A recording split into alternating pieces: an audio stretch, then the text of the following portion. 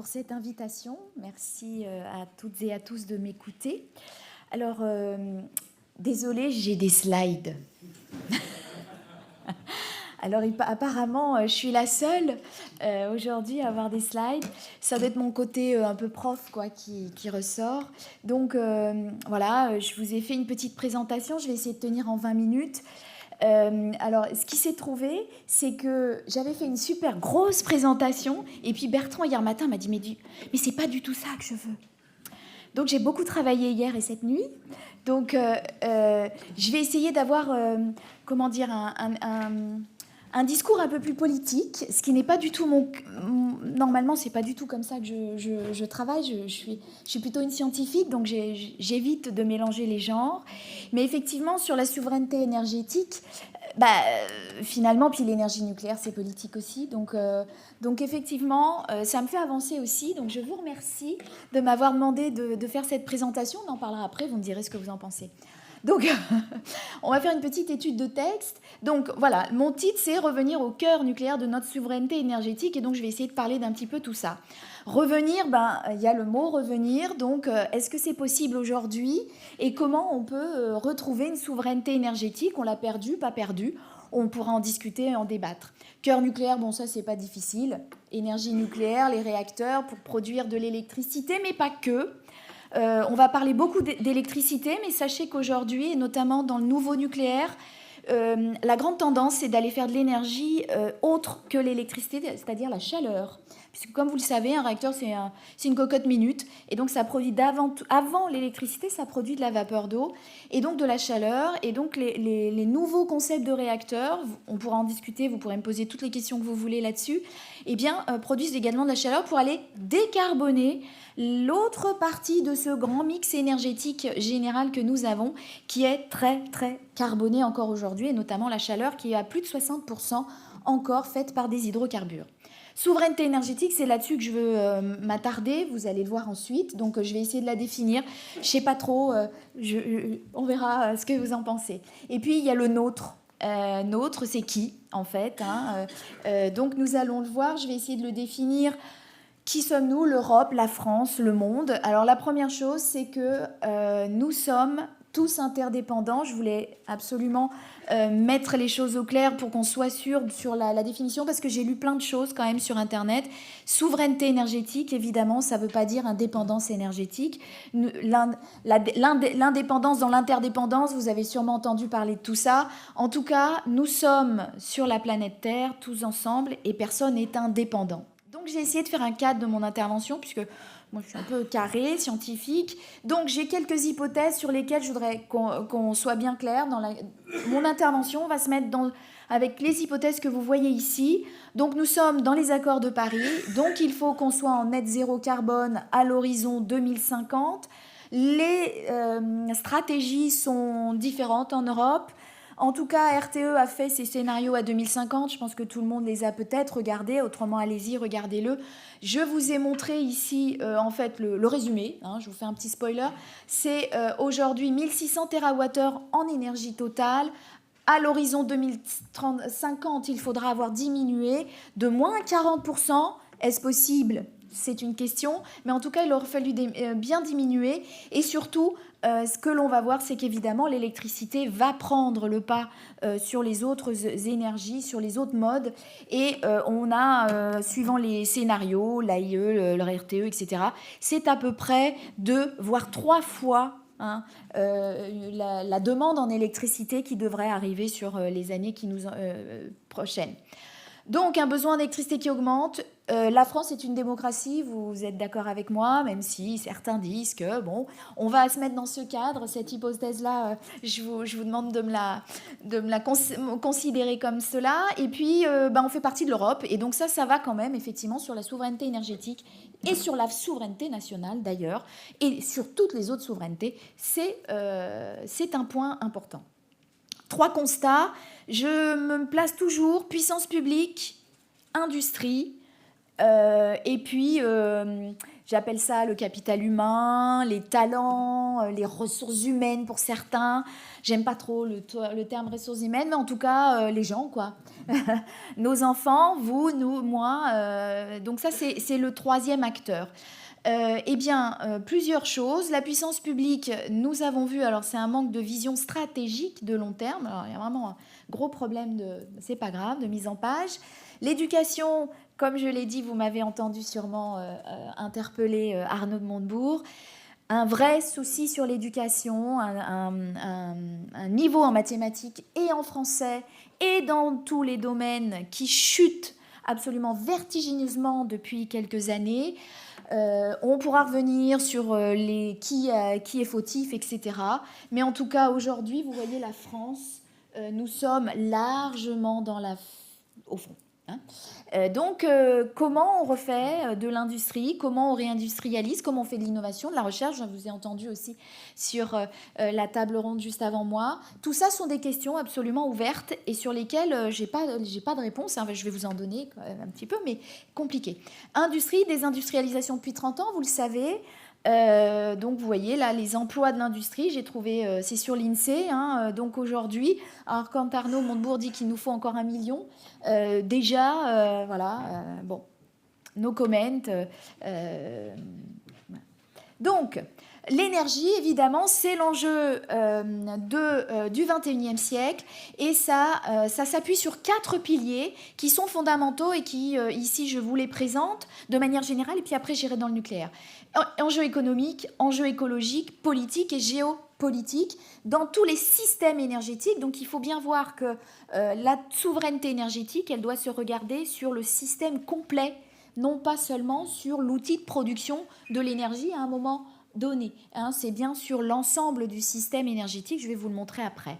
Donc, sur l'enjeu économique, le nucléaire vous offre, l'énergie nucléaire vous offre une électricité qui est prévisible et compétitive. Aujourd'hui, on peut parler de demain sans aucun problème, mais aujourd'hui, nous sommes dans un marché dans lequel le prix de l'électricité grâce au nucléaire en France est un des plus bas d'Europe, voire le plus bas. Et c'est une énergie, c'est une électricité qui est pilotable, qui est abondante et qui est stable. L'enjeu écologique, évidemment, vous l'avez compris, vous le savez aujourd'hui, c'est le point central. L'énergie nucléaire n'émet pas de CO2 dans son exploitation. Elle en émet un petit peu dans notamment l'extraction du minerai, c'est-à-dire que 4 grammes de CO2 par kilowattheure émis. Les 3,8 grammes viennent de l'extraction du combustible des mines. Donc si vous enlevez les mines, c'est l'idée de l'énergie durable nucléaire, eh bien vous descendez encore en dessous de 4 voire 2 grammes de CO2. Donc c'est une énergie bas carbone. Attention, l'écologie, c'est pas que le carbone, c'est pas que les gaz à effet de serre. Et ça, c'est important de bien l'avoir en tête. Il y a les pollutions diverses. Il y a évidemment les déchets, nous pourrons en reparler si vous le voulez. Il y a les particules fines, par exemple, pour les hydrocarbures. Il y a les plastiques pour les produits pétroliers, etc., etc. Et puis, l'enjeu écologique, la durabilité, elle est plus large que la pollution. Elle fait aussi attention aux espaces utilisés pour produire. Elle fait aussi attention aux matières premières, donc justement ce que je vous disais, l'extractibilité des matières premières, comment on utilise nos ressources naturelles. Elle fait attention également aux conflits d'usage. Vous savez que dans le cadre du réchauffement climatique, évidemment, l'eau, par exemple, va devenir un petit peu compliquée. Il va y avoir des conflits d'usage. Aujourd'hui, ça se passe pas trop mal, mais c'est quelque chose qu'il faudra faire attention. Le vent, etc. Donc, l'enjeu écologique va bien au-delà du CO2. Il faut en être conscient. Enfin, l'enjeu politique pour l'énergie nucléaire, eh bien, c'est une industrie duale, c'est une industrie stratégique. On vous en avait parlé un petit peu tout au long de la journée. Il y a eu des petites choses comme ça. L'énergie nucléaire, c'est la base de notre doctrine de défense, c'est la dissuasion nucléaire. Et c'est bien extrêmement important de la conserver. On a, grâce à cela, une place importante à l'international et il est important de ne pas le perdre de vue. Donc l'industrie nucléaire est bien une industrie duale, stratégique pour la France. Et enfin, L'enjeu géopolitique, eh bien évidemment, c'est ce fameux système énergétique. Il ne faut pas être, par exemple, effectivement, avec... je fais très peu de comparaisons en général, mais c'est pour vous donner un exemple. Les panneaux solaires, évidemment, quand ils sont mis sur vos toits et sur les toits des bâtiments, etc., évidemment, il n'y a pas de dépendance.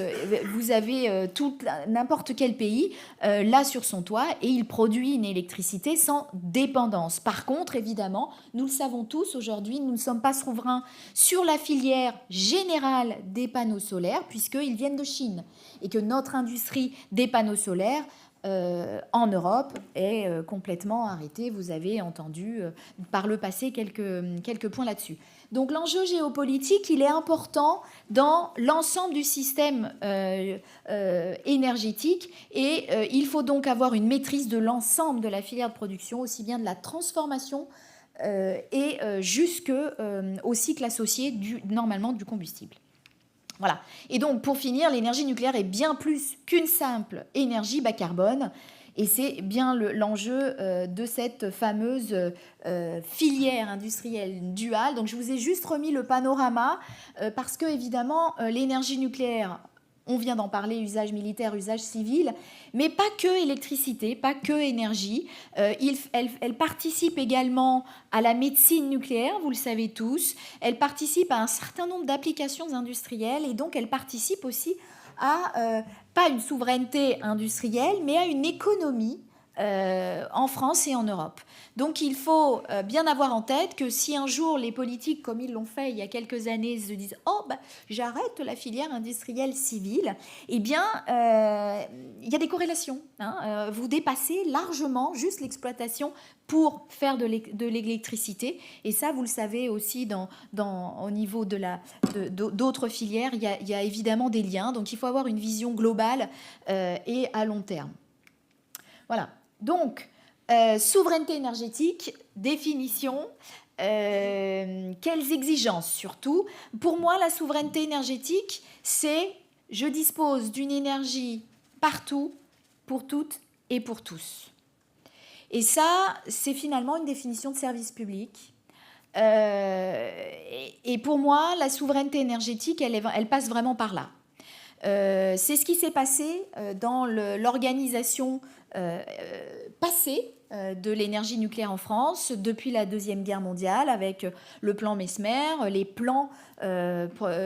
différents plans qui ont mis l'énergie nucléaire comme filière stratégique et qui ont organisé ce que moi j'appelle le système étatico-industriel qui nous a donné en héritage un certain nombre de qualité et de points en plus par rapport à certaines autres nations. Alors, disponible, donc je vais reprendre un tout petit peu, juste pour bien voir que vous voyez que c'est disposer d'une énergie, bon d'accord, partout, ok, donc il faut un réseau. Il faut un réseau, vous le savez, le réseau français d'électricité, il n'est pas en très bonne santé aussi. Il faudra souvent il y a des milliards qui sont prévus pour faire des choses sur ce réseau. Mais vous voyez, il y a plein de choses il y a d'autres exigences. Le coût constant, évidemment, donc il ne faut pas que nous soyons victimes de problématiques géopolitiques, de guerres, comme nous l'avons été, par exemple, il y a un an ou deux, avec la guerre en Ukraine et les prix du gaz qui se sont envolés. Donc c'est important de choisir, quand on choisit un mix énergétique, il est important d'avoir en tête qu'il faut trouver des énergies qui ont un coût constant dans le temps et qu'il soit le plus bas possible, évidemment. Le système énergétique doit être souverain. Bon, ça, on vient d'en parler. Il faut donc maîtriser toutes les étapes. Et sur l'énergie nucléaire, vous allez me dire, mais oui, mais le combustible, nous n'avons pas de combustible dans nos sous-terre chez nous. Eh bien, évidemment, l'idée, pour être souverain, c'est de diversifier ses fournisseurs et de ne pas dépendre d'un seul, mais de plusieurs et d'essayer, autant que faire se peut, d'avoir des fournisseurs qui soient les plus amis ou les plus démocratiques possibles avec... évidemment, toujours un risque. Le point important, c'est disposer des compétences pour l'exploitation. Et ça, Ça, comme vous l'avez compris, c'est mon dada en ce moment. C'est vraiment le point, à mon avis, le talon d'Achille de la souveraineté énergétique. C'est bien de disposer de compétences en nombre et en qualité. Et ça, aujourd'hui, nous ne sommes pas en mesure d'être sûrs que demain, nous pourrons construire, exploiter, maintenir, déconstruire correctement, voilà, avec notre système éducatif actuel. Vous pourrez me poser aussi des questions là-dessus sans problème. Et puis la durabilité, je vous l'ai dit tout à l'heure, vous voyez, c'est pas que bas carbone, il y a encore beaucoup d'autres points sur lesquels il faut faire attention. Et en plus, sur la durabilité, sur quelque chose qu'on ne parle pas beaucoup chez nous, parce que les conditions de travail sont assez... voilà, les travailleurs sont quand même bien protégés, mais la durabilité, il y a aussi une notion de conditions de travail. On fait attention à ce que voilà, il y ait des réglementations et des choses comme ça. Donc l'énergie nucléaire, vous voyez, répond évidemment à toutes ces exigences sur la souveraineté énergétique parce que c'est une industrie, comme je vous l'ai dit, stratégique, c'est une industrie de haute technologie, donc les métiers, l'ensemble des métiers sont de haute technologie avec une grande valeur ajoutée, donc ça donne également aussi une économie importante aux salariés et donc aux Françaises et aux Français. Voilà, donc 3 acteurs, comme je vous le disais, les pouvoirs publics, la filière nucléaire, les talents, le capital humain, comme vous le voulez. Vous voyez que cette organisation, elle est importante pour que notre souveraineté énergétique soit toujours assurée dans le futur. Et certains se sont déjà organisés, mais il y a des choses, notamment sur l'attractivité, donc vers l'industrie, c'est ce que on pourra également en discuter, donc, et les politiques d'éducation qui ne sont pas du tout au niveau aujourd'hui. Hein non, c'est bon. Donc, notre parc en héritage quand même, parce que comme je suis physicienne nucléaire, voilà, je voulais vous montrer un petit peu, je suis sûre que vous connaissez déjà tout ça, mais quand même, on a un parc, on est quand même le 2e parc mondial hein, en réacteurs nucléaires, donc EDF est le premier exploitant aujourd'hui, je veux dire avec une telle compétence, donc 61 gigawatts électriques installés, l'EPR de Flamanville qui a démarré, peut-être m'avez-vous entendu sur certaines radios ou télé. Bon, c'est la période de rodage, donc c'est normal qu'il y ait des petits soucis, mais ils vont les surmonter largement. Je fais confiance aux équipes à Flamanville qui sont absolument incroyables, donc des femmes et des hommes qui travaillent 7 sur 7 pour que ce fameux EPR, finalement, après presque 20 ans de retard, puisse enfin avoir sa mise en service industrielle qui devrait arriver premier semestre 2025. Des projets futurs, donc ça c'est le discours de Belfort, hein, d'Emmanuel Macron, avec les 3 paires de PR2 et 4 peut-être. Et puis quand même en démantèlement, hein, le démantèlement, donc ce qu'on appelle la déconstruction, l'assainissement et la déconstruction des réacteurs et des installations nucléaires de base font partie de la filière et sont une partie importante de la filière. Et il faut évidemment les démanteler avec des coûts qui doivent être un petit peu ajustés. Donc c'est quand même la 3e filière industrielle, un chiffre d'affaires presque 50 milliards d'euros et c'est quand même 220 000 emplois avec énormément de petites entreprises. J'avais fait une conférence justement sur la dualité avec les entreprises de la défense, avec la filière de la défense, et on est très similaire au niveau nombre d'entreprises, etc. Donc c'est vraiment une filière industrielle importante en France. Et beaucoup de TPE, PME, donc ce qu'aimait justement Arnaud Montebourg, relever le nombre de petites entreprises, etc. Donc là, vous avez, avec cette filière, énormément de petites entreprises. Quelques avantages quand même pour la transition énergétique. Je vous mets là la comparaison bas carbone, ça je pense que maintenant tout le monde est d'accord avec cela. Une densité énergétique incomparable qui vient évidemment de la physique nucléaire et de l'interaction nucléaire forte, donc de la physique. Vous ne pouvez rien y faire, vous pourrez faire toute la recherche et développement que vous voulez sur les autres énergies bas carbone, vous ne réussirez jamais à être comparé à l'énergie nucléaire. Il n'y a rien à faire. Donc on peut s'en passer si la société le veut, mais vous ne pouvez pas la surpasser. L'énergie nucléaire a une empreinte matériau faible, vous la voyez là, elle est dans les énergies bas carbone, celle qui a l'empreinte matériau la plus faible. Donc des avantages quand même pour le choix de cette énergie dans notre souveraineté énergétique. Des inconvénients quand même, il faut les noter. Deux inconvénients qui sont dus aux peurs de l'opinion publique, et là-dessus aussi on pourra y revenir sur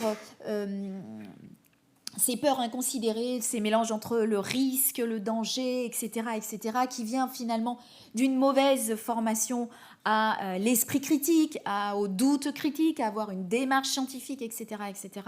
Donc ça, c'est aussi à la puissance publique de donner les moyens à l'opinion de ne pas avoir peur, ou au moins de comprendre ces peurs et de pouvoir les maîtriser et comprendre que effectivement l'exploitation de l'énergie nucléaire est dangereuse, mais elle est maîtrisée grâce à une industrie qui est responsable et qui maîtrise ses outils de production. Donc ça, on pourra en revenir si vous le souhaitez, vous pouvez me poser des questions, il n'y a rien de tabou. Il y a des freins par contre qui sont intrinsèques à l'énergie nucléaire et il faut les avoir en tête quand même. Comme vous le savez, c'est une filière capitalistique, c'est une industrie extrêmement chère au début. Vous le savez, hein, moi j'ai l'habitude de dire un EPF, enfin 1 gigawatt c'est 10 milliards d'euros, c'est 10 ans de construction. Voilà. Bon, on va essayer de diminuer tout ça, mais en gros, si vous regardez à peu près à l'international, bon, il y en a qui arrivent à faire 6 ans, qui diminuent un petit peu, mais en gros quand même, bon, il faut quand même... c'est compliqué parce que nous avons des exigences de sûreté qui ont énormément augmenté dans le temps pour aller vers l'opinion publique et rassurer l'opinion publique. Donc, soit on ne rassure pas l'opinion publique, soit on la rassure, et vous voyez que le compromis, c'est là-dessus. Des arrêts pour rechargement, donc des pertes de disponibilité. Bon, ça c'est effectivement, aujourd'hui, nous n'utilisons que 1% du combustible, à peu près, hein, puisque vous savez que l'uranium naturel, c'est à peu près 0,7% de d'uranium 235. C'est celui-ci qui fissionne aujourd'hui dans nos réacteurs. Et donc, nous utilisons très, très mal le combustible aujourd'hui. C'est normal, c'était une première, c'était là, ce que je veux dire, les premières générations. Si on veut aller plus loin, et c'est possible, il faut aller vers les générations qu'on appelle surgénérateurs, donc utiliser l'ensemble des noyaux lourds de l'uranium naturel, et donc l'uranium 238 qui est lui fertile, ce qu'on appelle fertile, c'est-à-dire qui va produire du combustible, le plutonium 239. Donc la mauvaise utilisation de l'uranium peut être totalement contournée en fabriquant, en créant, en produisant de l'énergie grâce au système énergétique de 4e génération.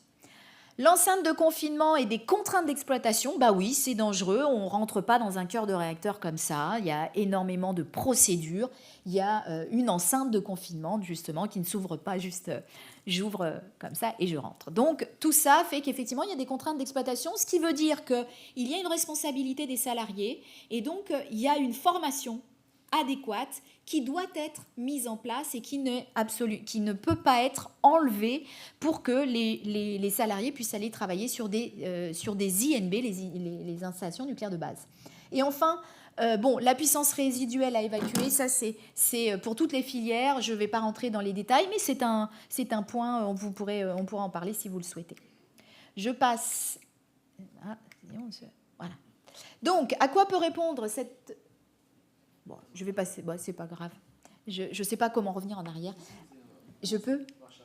Je ne sais pas à quel point, il me reste 3 minutes, ça va. À quoi peut répondre l'énergie nucléaire ? Tous les réacteurs peuvent répondre à la production d'électricité et de chaleur et donc à tous les 2 vecteurs énergétiques principaux qui sont aujourd'hui à notre disposition. Je ne parle pas de l'hydrogène, qui est un autre vecteur énergétique. Il n'est absolument pas mature. Ceux qui vous disent que demain, il y aura de l'hydrogène comme vecteur énergétique vous mentent. C'est absolument pas mature et ça coûte très, très cher et c'est extrêmement énergivore. On va y arriver, évidemment. Mais aujourd'hui, l'hydrogène, il faut déjà décarboner. Celui qu'on utilise dans notre industrie, c'est à peu près 1 million de tonnes déjà. Donc, ça coûte beaucoup d'argent et beaucoup d'énergie d'aller déjà décarboner cet hydrogène-là. Mais par contre, je le mets parce que je ne le mets pas comme vecteur énergétique, mais je le mets comme produit pour l'industrie.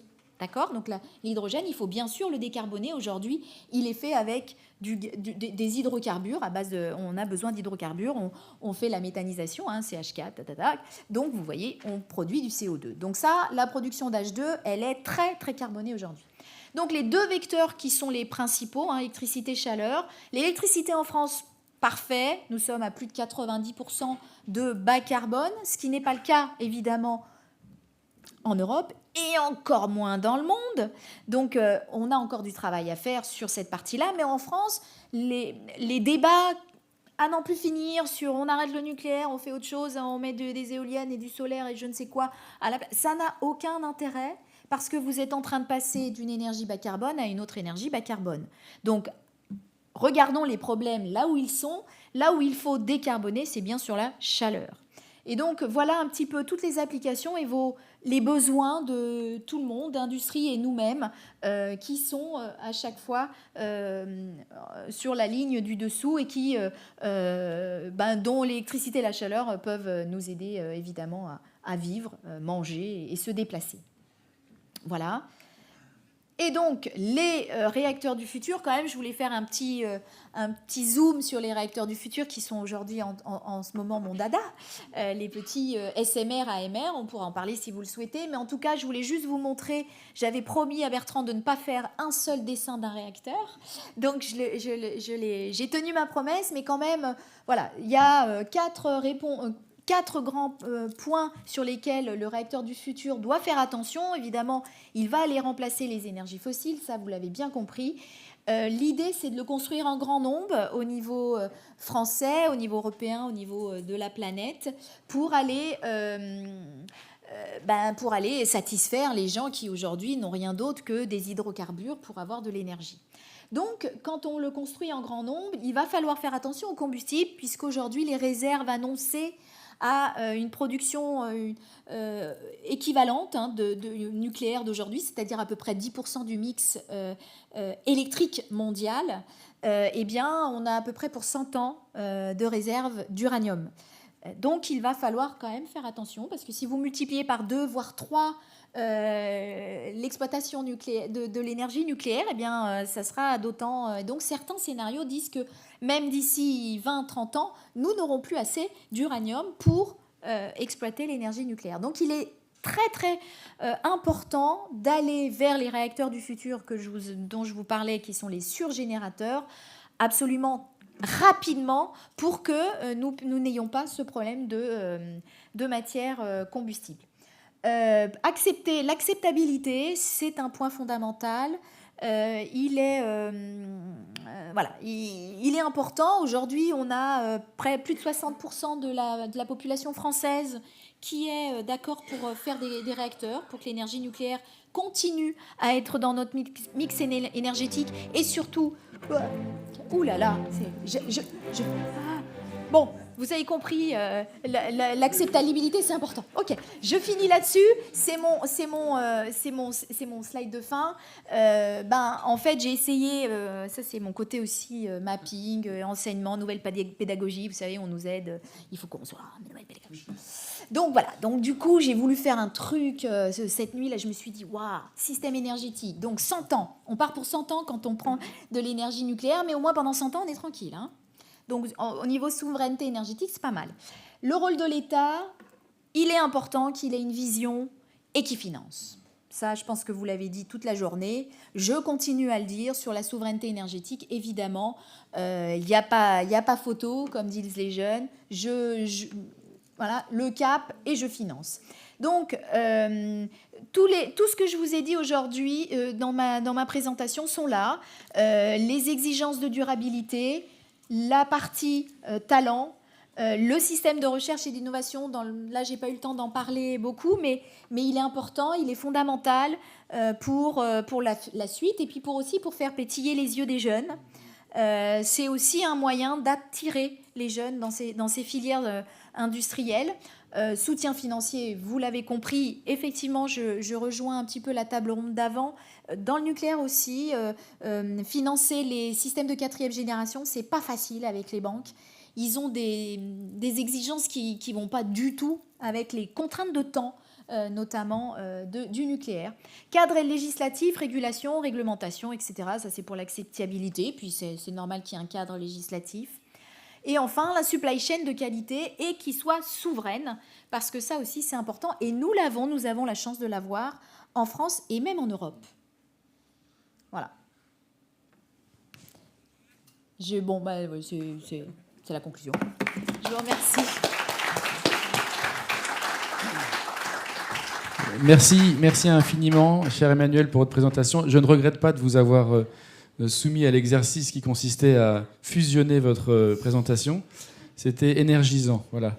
Est-ce que quelques petites 2-3 questions maximum, peut-être des questions un peu incisives ou toniques, et qu'on puisse Stéphane. Oui, bonjour. Bonjour. J'habite en région Rhône-Alpes, donc il y a le Rhône avec plein de centrales tout au long. Il y a un premier danger qui est lié au barrage dans l'Ain qui s'y pète, peut noyer quand même pas mal les centrales. Mais il y en a un autre qui est encore plus crucial, c'est la fonte du glacier du Rhône, Rottengleich, je crois, en suisse allemand. Qu'est-ce qui est prévu ? Moi, j'ai jamais rien entendu en local, politiquement ou autre, sur est-ce que c'est un problème, le fait qu'il n'y ait plus de glaciers qui alimentent le Rhône à horizon 10-15 ans. Alors, en 2020, on a mis des bâches blanches qui font de moins, enfin, ils font quand même de 25 cm par an. Et Dezio, qu'est-ce qui est prévu ? Est-ce que c'est un problème pour les centrales actuelles qui sont tout au long du Rhône ? Et si c'est un problème, qu'est-ce qui est prévu ? Ouais. Alors, effectivement, le réchauffement climatique et la problématique de l'eau, c'est un souci pour les productions d'énergie. Pas spécialement nucléaire, hein, puisque vous le savez que l'eau, en fait, c'est pour refroidir la partie turbo-alternateur. Donc, quelles que soient, je dirais, les centrales électriques, à part solaire et éolien, évidemment, mais quel que soit le combustible que vous preniez, que ce soit du gaz, du pétrole, du charbon ou du nucléaire, la problématique de l'eau, elle est là. Alors, il y a déjà des centrales qui sont construites dans des déserts. Palo Verde aux États-Unis, en Afrique du Sud, en Chine aussi, Taishan, hein, c'est un climat un peu tropical sec. Abu Dhabi, avec tout, et celles qui sont en Égypte. Donc, ça, c'est possible. Il suffit, ça coûte de l'argent, hein. Il suffit en fait de ne plus utiliser l'eau d'un fleuve, mais bien des tours aéro-réfrigérantes. D'accord ? Donc ça va être une problématique dans le futur. Je dirais que pour notre parc qui est finalement foisonnant, c'est pas énormément une problématique parce qu'en fait les thermosensibles, les centrales thermosensibles, il y en a 2-3 quoi, qui sont vraiment problématiques. Et celles qu'on va construire dans l'avenir, elles seront plutôt basées à côté des mers. Et si on en construit dans les terres, on y mettra des tours aéro-réfrigérantes de manière à ne plus dépendre des fleuves. D'accord ? Donc ça, c'est une vraie problématique et les ingénieurs sont en train déjà de travailler sur des designs. Donc pour tout vous dire, l'adaptation au réchauffement climatique, il est pris en compte par EDF dans son plan ADAPT. 2025, je crois, je ne sais plus comment il s'appelle. Et puis, il continue à faire de la recherche et développement pour essayer de trouver des adaptations. Alors, il y a des tours réfrigérantes qui sont beaucoup plus efficaces. Il y a, par exemple, Palo Verde aux États-Unis, ils utilisent les eaux usées de la ville de Phoenix à côté. Donc, ils n'utilisent pas un fleuve d'eau naturelle. Vous voyez, il y a des solutions pour aller refroidir ce turbo-alternateur. Mais effectivement, c'est un... Une dernière petite question.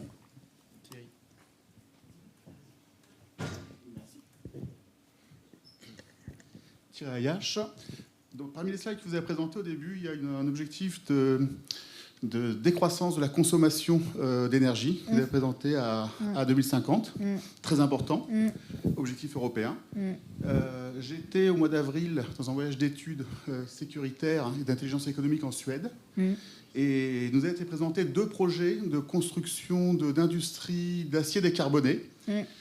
Pour ce faire, ils veulent utiliser, donc, pour qu'il soit décarboné, de l'hydrogène. Et donc la Suède nous a expliqué qu'ils, à l'horizon, je crois, de 20 ans, ils multipliaient par 2 le nombre de centrales nucléaires et de production de gigawattheures. Donc ça veut dire que la Suède dans l'Europe n'est pas dans cette trajectoire. Alors, ça ne veut pas dire, c'est pas parce qu'ils vont...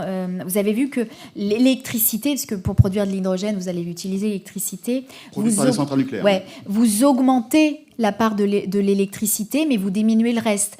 Dans mon slide du début, en fait, vous pouvez diminuer la part de l'énergie globale consommée, mais vous pouvez, dans cela, vous pouvez augmenter la part de l'électricité. En fait, c'est vraiment l'électricité qui va augmenter. Mais... voire 750. Donc aujourd'hui, on augmente énormément. Et juste pour vous donner un chiffre aussi, les data centers que vous connaissez très très bien, hein, c'est à peu près 300 TWh au niveau mondial. Bah, c'est 30 EPR, quoi. Avec une croissance exponentielle. Ouais. Mais juste pour revenir, donc, le projet de la Suède, c'est de multiplier par 2 la production d'électricité, alors que les accords de Paris vous disent c'est le contraire. Ah non! Non, non. Les accords de Paris, vous pouvez avoir de l'énergie. Si elle est bas carbone, vous pouvez augmenter. D'accord ? C'est ça. Il faut qu'elle soit bas carbone.